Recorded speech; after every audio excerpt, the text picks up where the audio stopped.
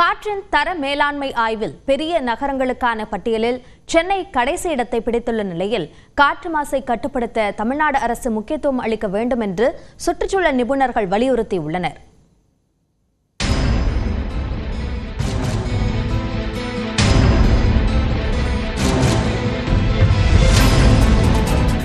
தேசிய தூய்மையான காற்று திட்டத்தின் கீழ் ஒவ்வொரு ஆண்டும் 130 நகரங்களில் காற்றின் தர மேலாண்மை குறித்து ஆய்வு செய்யப்படுகிறது. நடப்பாண்டுக்கான காற்று தர மேலாண்மைக்கான தரவரிசை பட்டியலை மத்திய சுற்றுச்சூழல், வனம் மற்றும் காலநிலை மாற்ற அமைச்சகம் வெளியிட்டுள்ளது. இதில் பெரிய நகரங்களுக்கான பட்டியலில் சென்னை கடைசி இடமான 41வது இடத்தில் உள்ளது. மதுரை 40வது இடத்தை பிடித்துள்ளது. இந்த பட்டியலில் 9வது இடத்தில் திருச்சி உள்ளது. முதல் 10 இடங்களில் உள்ள ஒரே தமிழக நகரம் திருச்சி மட்டுமே. சிறிய நகரங்கள் பிரிவில் மொத்தம் 40 நகரங்கள் உள்ள நிலையில் தூத்துக்குடி 36வது இடத்தை பிடித்துள்ளது. தூய்மை பணிகளை இயந்திரமயமாக்கல், கட்டுமான கழிவுகளை மேலாண்மை செய்தல், மியவாக்கி காடுகளை உருவாக்குதல், பசுமை பரப்பை அதிகரிப்பது உள்ளிட்ட 9 அம்சங்களை மையமாக வைத்து இந்த ஆய்வு மேற்கொள்ளப்பட்டுள்ளது.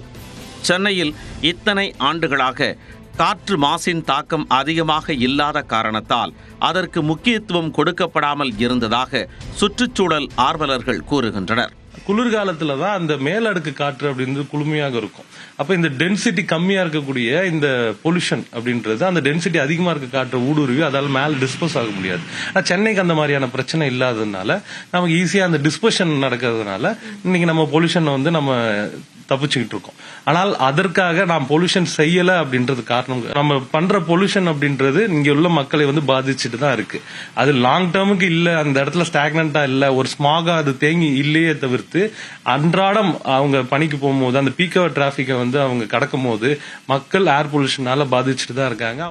மறுபக்கம் சமீப காலமாக காற்று மாசினால் ஆஸ்துமா, புற்றுநோய் உள்ளிட்ட நோய்கள் அதிகரிப்பதாக மருத்துவர்கள் தெரிவித்துள்ளனர். இப்போ எங்களுக்கு வர ஆஸ்மா பேஷண்ட்ஸ் முக்கியமாக COPD அப்படிமோ, கிரானிக் அப்ஸ்ட்ரக்டிவ் பல்மனரி டிசீஸ் அப்படிங்கிற முக்கியமான வியாதிக்கு ஒரு 20 வருஷத்துக்கு முன்னால் டொபாக்கோ ஸ்மோக்கிங் தான் முக்கியமான காரணம் நாங்கள் சொல்லிக்கிட்டு இருந்தோம். ஆனால் இப்போ tobacco smoking causes only 25 to 30% only.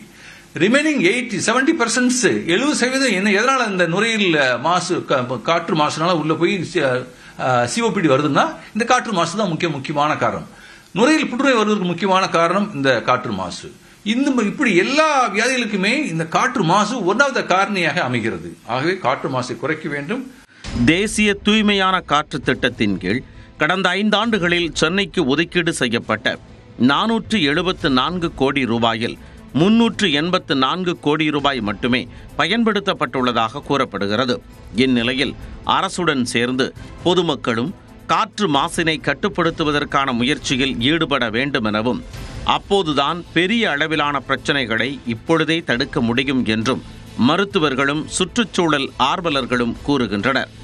News 18 Tamil Nadu தொலைக்காட்சி செய்திகளுக்காக ஒளிப்பதிவாளர் அம்ஜித்துடன் செய்தியாளர் தமிழரசி.